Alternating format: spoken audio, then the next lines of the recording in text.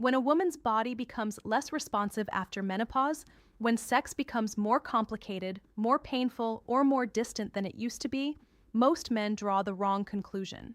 They conclude it is about them, or they conclude it is just age, or they stop trying altogether. All three conclusions are wrong, and all three cost the relationship something it did not have to lose. Because here's the truth that the research shows. The truth that the women I work with in my clinical practice have been trying to communicate to their partners for years, without always having the language to make themselves fully understood. She has not lost interest in intimacy. Her body has not given up on pleasure, and she is not trying to signal rejection, indifference, or the end of that chapter of your life together. What has changed is not her desire. What has changed is the conditions under which that desire can emerge, the approach required to meet her body where it now is, the emotional and physical environment that allows intimacy to feel safe and satisfying rather than uncomfortable or pressured. And most men, through no fault of their own, through nothing more than a lack of the right information, are not yet providing those conditions. Today, I am giving you the right conclusion and exactly what to do with it. Welcome back to the channel. If this is your first time here, my name is Dr. Julia Rhodes. I am a certified men's sex therapist with over a decade of clinical experience working with men and couples across all stages of intimate life. The work I care most deeply about, and the reason this channel exists, is helping men over 60 understand what is actually happening in their intimate relationships and giving them the specific, practical, research-backed knowledge they need to show up for their partners in ways that genuinely work. This video is one of the most important I have created on this channel because what I am about to share is not speculation or generalization. It is drawn from clinical research, from large-scale survey data, and from the direct, honest voices of postmenopausal women who have told researchers and told me exactly what they need from the men in their lives. What women actually want in bed after menopause is not mysterious. It is not complicated. It is not beyond any man's capacity to provide. It simply requires knowing what it is, and today I am going to tell you. Before we go any further, if you are a man over 60 who wants to truly understand the woman he loves, who wants to navigate the changes that menopause brings with knowledge and confidence rather than confusion and silence, this channel was built for you. Every single week, I release new content specifically designed to give men like you the honest, research-backed, clinically grounded knowledge that most people never receive. Hit that subscribe button right now and turn on your notifications because today's video is one of many and every single one of them was created with you in mind. Subscribe. Let's get into the research. What menopause actually does. Before we talk about what she wants, we need to talk about what her body is navigating because the wants are inseparable from the biology, and men who understand the biology respond to their partner with a completely different quality of patience, compassion, and intelligence. Menopause, defined clinically as 12 consecutive months without a menstrual period, marks a profound biological transition. The ovaries significantly reduce their production of estrogen and progesterone, and testosterone levels also decline. These hormonal shifts trigger a cascade of physiological changes that directly affect sexual function, sensation, arousal, and desire. The average age of menopause onset is 51. This means that the majority of women in relationships with men over 60 are navigating some stage of this transition, perimenopause, menopause, or postmenopause. Understanding what is happening in her body is not optional background knowledge for men in this age group. It is foundational. One of the most significant and least discussed consequences of declining estrogen is vaginal atrophy, clinically now termed genitourinary syndrome of menopause. Estrogen maintains the thickness, elasticity, and lubrication of vaginal tissue. As levels decline, the tissue thins, loses elasticity, and produces significantly less natural lubrication. Research shows that up to 50% of postmenopausal women experience these symptoms, including vaginal dryness, burning, and pain during intercourse. Yet studies consistently show that fewer than 25% of affected women discuss it with their doctor, and fewer still have partners who understand what is happening or how to respond. Sex that was previously comfortable can become genuinely painful. This is not reluctance. This is physiology. And men who do not understand it will consistently misread their partner's response. Beyond the physical changes, the pattern of desire itself shifts.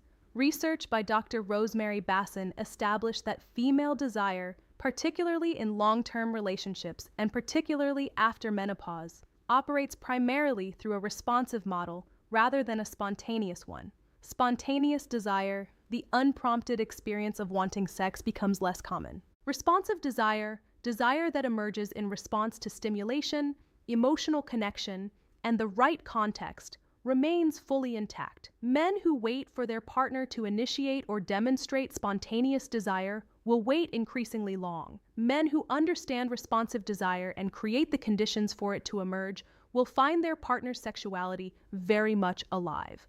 This is the biological landscape. Everything that follows is a map of how to navigate it, what she wants. Number 1, time and patience.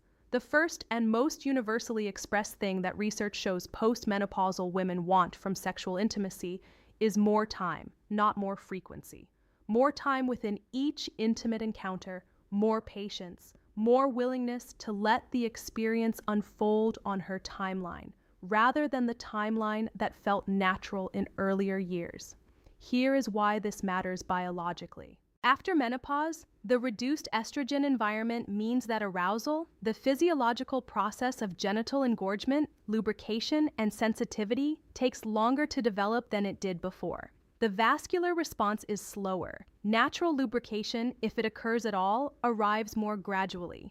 Nerve sensitivity in the genital tissue has changed. The body needs more time, more deliberate stimulation, and a more unhurried approach to reach the level of arousal at which physical intimacy feels comfortable and pleasurable rather than uncomfortable. Most men, particularly those operating on the timeline and approach that worked in their 30s and 40s, move through foreplay in a matter of minutes. For many postmenopausal women, that timeline is not sufficient, and when intimacy proceeds before her body is ready, the experience can range from merely unsatisfying to genuinely painful, which compounds her reluctance and further reduces her desire to engage. Multiple large-scale surveys of postmenopausal women, including research from the North American Menopause Society, confirm that more time, more foreplay, and more patience are among the most consistently requested things from their partners. Not exotic techniques, not new positions, more time. What you can do is straightforward. Slow down. Deliberately, consciously, almost uncomfortably, slow down. Begin every intimate encounter with the assumption that you have all the time in the world, because in the most important sense, you do. The destination can wait. The experience of getting there together is the intimacy. Let it breathe, let it build. Let her body arrive in its own time, and trust that when it does, what follows will be worth every patient moment of the journey, what she wants. Number 2, emotional presence before physical touch.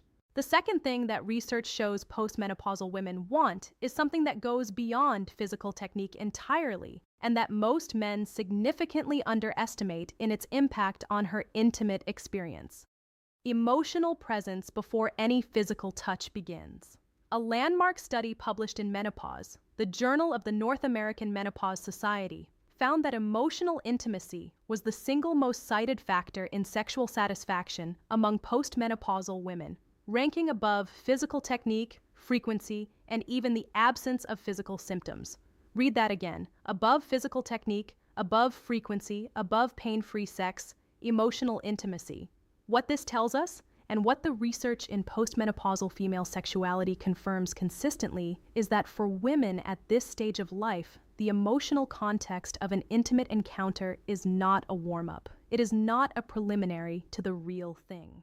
It is the most significant determinant of whether she is able to access desire, arousal, and satisfaction at all. Women after menopause do not want less emotional connection during sex. Research shows they want more, and the emotional presence that makes the most difference begins long before the bedroom. It lives in the texture of daily life together, in the quality of your attention during dinner, in whether you are genuinely present in conversation or physically there, but mentally elsewhere, in whether she feels seen, valued, and desired as a whole person, not just as a physical partner. for men whose intimate approach has been primarily physical, who approach intimacy as something that begins with physical initiation and proceeds from there. This finding requires a genuine recalibration, because for your partner at this stage of life, the intimate encounter effectively begins hours before you touch her, in the way you looked at her across the room, in the conversation where you were fully present, in the moment you said something genuine that told her you see her, you value her, and you want her. Create that emotional context consistently. Make her feel your presence, not just your desire in the hours and days before intimacy. And watch what happens to her responsiveness when you finally reach toward her. What she wants. Number 3, a partner who understands her body. The third thing postmenopausal women want is a partner who actually understands what is happening in her body. Not just emotionally, but anatomically and physiologically. And this is where I want to give you some specific clinical knowledge that most men have never been taught. Let me start with an anatomical fact that research has only fully established in the last 2 decades, and that the majority of men and many women are completely unaware of. The clitoris is not the small external structure most people think it is. Research by Dr. Helen O'Connell and subsequent anatomical studies have established that the clitoris is a substantial internal organ with erectile tissue, nerve endings, and vascular structures that extend several inches internally and encompass a far larger area of tissue than the external tip alone. The internal portions of the clitoral complex extend around the vaginal canal, beneath the labia, and up through the mons pubis. The entire structure contains thousands of nerve endings and is designed for pleasure in ways that go far beyond what is visible externally. Why does this matter after menopause? Because after menopause, the external glands of the clitoris can become more sensitive, and sometimes uncomfortably so, when approached directly before adequate arousal has been established. The reduced estrogen environment means the protective tissue around the glands is thinner and less cushioned.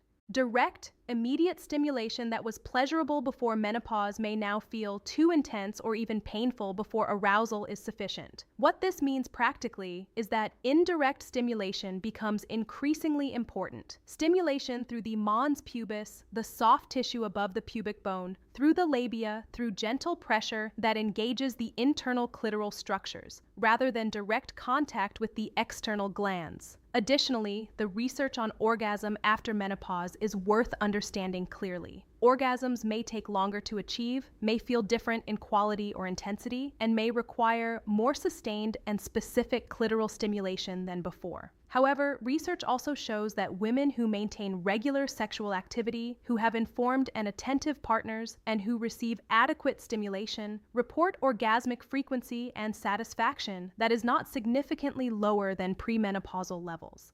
The capacity for orgasm does not diminish with menopause. The conditions required to reach it change. Become a student of her body as it is now, not as it was. Ask her what feels good today. Pay attention to what produces a response and what does not. Be curious, patient, and open to learning something new about a body you may have known for decades, because menopause has genuinely changed the map, and the men who update their map are the ones who continue to find the destination. What she wants. Number 4, lubrication without shame. The fourth thing postmenopausal women want is something so practically important and so consistently mishandled that I want to address it with complete directness. They want lubrication, and they want it introduced without shame, without commentary, and without the kind of hesitation or significance that makes it feel like a problem rather than a solution. Research is unambiguous on this point. The reduction in natural lubrication caused by declining estrogen means that quality lubricant is a clinical necessity for comfortable, pleasurable postmenopausal sex. Not a lifestyle accessory, not a last resort, and not a signal that something has failed. Studies show that couples who incorporate high-quality lubricant into their sexual routine report dramatically reduced pain, significantly increased arousal, and substantially higher sexual satisfaction scores for both partners. And yet research also shows that the majority of couples over 60 do not use lubricant consistently, and that in many cases the male partner resists its introduction, incorrectly interpreting it as a reflection of inadequate arousal or a sign that he is no longer exciting to his partner. This misunderstanding causes real harm. Lubricant is not a signal that something is wrong.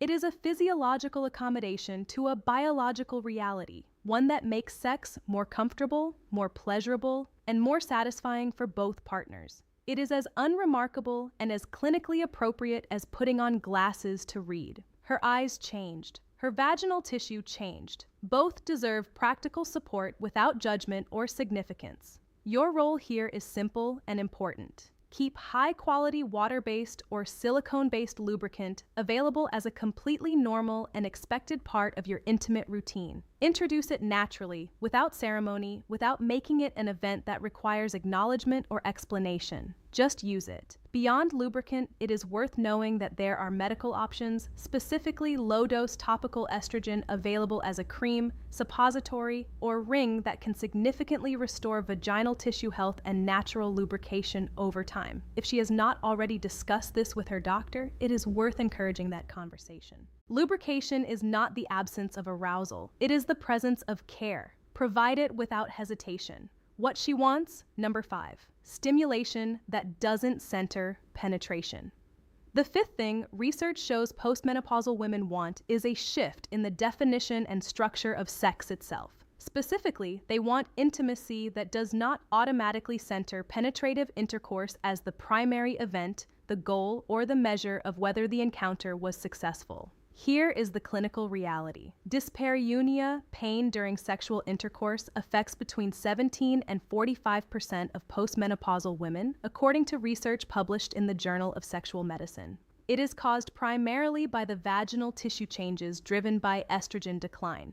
For a significant proportion of postmenopausal women, penetrative intercourse, particularly without adequate arousal, lubrication, and time, ranges from mildly uncomfortable to genuinely painful. When penetration is consistently the focus, the goal, and the expected conclusion of every intimate encounter, many postmenopausal women begin to dread or avoid intimacy altogether, not because they do not want closeness, not because they have stopped wanting physical pleasure, but because the specific activity that ends every encounter has become associated with discomfort. The solution is not to abandon physical intimacy. It is to expand it.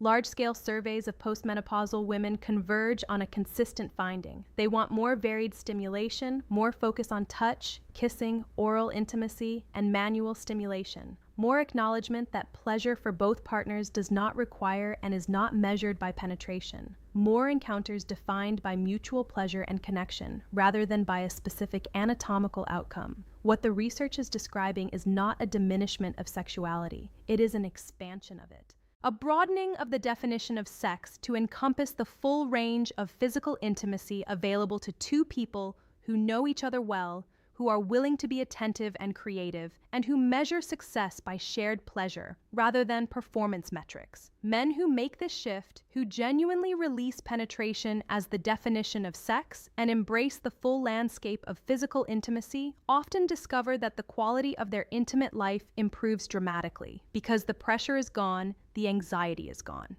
What remains is genuine connection and genuine pleasure. Expand your definition, follow her pleasure wherever it leads, and measure success by her experience, not by a checklist, what she wants. Number 6, communication without pressure. The sixth thing postmenopausal women want is communication. Real, ongoing, open, warm communication about what feels good, what has changed, what she needs, and what she does not want. Delivered and received without pressure, without judgment, and without the kind of performance anxiety that turns an honest conversation into an evaluation. Research in postmenopausal female sexuality identifies communication between partners as one of the strongest predictors of sexual satisfaction, stronger than physical technique, stronger than frequency, and comparable in impact to emotional intimacy itself.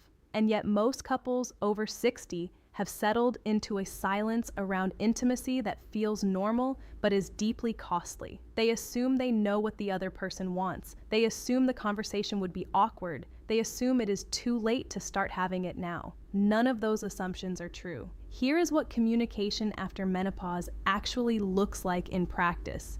It starts outside the bedroom. In a quiet moment with no agenda and no pressure, you open a genuine conversation. Something like, "I want to make sure our time together feels good for you." I know things have changed and I want to understand what you need now. Is there anything that has been feeling uncomfortable? Anything you want more of? That conversation, approached with warmth, patience, and zero pressure for a specific response, is one of the most intimate things you can offer your partner because it communicates that her experience is your priority, that you are paying attention, that you are willing to change and to adapt, not reluctantly, but because she matters to you. Within intimate moments themselves, the channel of communication should remain open. Gentle questions: does this feel good? Is this okay? How does this feel? Are not interruptions to intimacy. They are expressions of care that most postmenopausal women find deeply reassuring and genuinely arousing. Ask, listen, adjust, ask again. This is intimacy in its most active and most loving form. What she wants, number 7, a partner who does not give up. The 7th and final thing I want to share today is the one that the survey data returns to with the most consistent and the most emotionally weighted emphasis. Postmenopausal women want a partner who does not give up on them, not a partner who tolerates the changes, not a partner who adjusts his expectations downward and settles for less. A partner who shows up consistently, patiently, attentively, with the same interest, the same desire, and the same commitment to genuine intimacy that he brought to the relationship in its earlier years. Research documents what happens when a man's response to his partner's postmenopausal changes is withdrawal. When he reduces or stops initiating, when he stops reaching for her. The impact on her is not neutral. It is not experienced as consideration or respect for her changing body. It is experienced as rejection, as confirmation of her deepest fear that her changed body is no longer desirable. That the intimacy between them was conditional on a physical capacity she no longer has in the same form. That experience for many postmenopausal women is one of the most painful parts of this transition. Not the physical symptoms, the withdrawal of the person they love, and it is almost always based on a misunderstanding. The man who withdraws is not trying to hurt her. He is protecting himself from what he experiences as repeated rejection. He has drawn the wrong conclusion, the one I named at the beginning of this video, and is acting on it in a way that causes harm without intending to. The research on this is clear. The women do not want space. They want presence. They want a partner who responds to her changing body, not with withdrawal, but with curiosity, not with resignation, but with creativity. Not with the conclusion that this chapter is ending, but with the understanding that it is simply changing, and that what it is changing into, with the right knowledge and the right approach, can be among the most intimate and most deeply satisfying seasons of their entire shared life. Do not give up. That is what she is asking for, more directly and more urgently than almost anything else the research captures. Show up, keep showing up, learn what she needs, provide it with patience and love, and refuse to accept that the best of your intimate life together is behind you, because it does not have to be. If today's video gave you something real, a new understanding of your partner's experience, a clearer sense of what she needs and how to provide it, a renewed commitment to showing up for the intimacy you both deserve, then please do one thing right now. Hit that subscribe button if you haven't already, and share this video with a man who needs to hear it. Because this information changes relationships, and it deserves to reach every man who is ready to use it. Every single week on this channel, I bring you exactly this kind of content. Honest, research-backed, clinically grounded, and built specifically for men over 60 who refuse to accept that the best years of their intimate lives are behind them. Leave me a comment below and tell me, which of today's 7 things resonated most deeply with you? I read every single comment. This channel is for you, every week, without exception. I'm Dr. Julia Rhodes. I'll see you in the next one.